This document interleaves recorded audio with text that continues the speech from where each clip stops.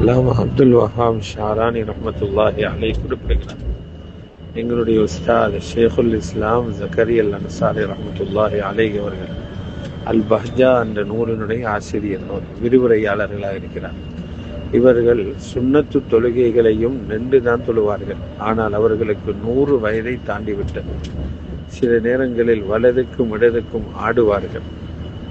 இயலாமையினால் பலகீனத்தினால் கீழே விட பார்ப்பார்கள். அப்படி இருந்தும் உட்கார்ந்து தொழமாட்டார்கள்.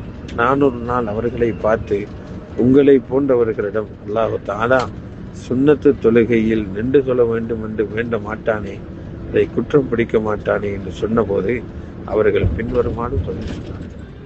நப்ஸ் இருக்கிறதே, அதனுடைய வளமை ராகத்தையும் சோம்பேறித்தனத்தையும் அது விரும்பும். எனவே அந்த நப்சு வேண்டுவதை கொடுத்து அதனை சந்தோஷப்படுத்துவதை நான் பயப்படுகிறேன். எனது ஆயுளை சோம்பேறித்தனத்தில், வணக்க வழிபாடுகளிலே சோம்பேறித்தனத்தை காட்டிய நிலையில் எனது ஆயுள் முடிவடைவதை நான் பயப்படுகிறேன் என்று சொன்னார்கள். லதாயிஃபுல் மினனி வல் அக்லாக் என்ற நூலில் இந்த செய்தி பதிவாகிறது.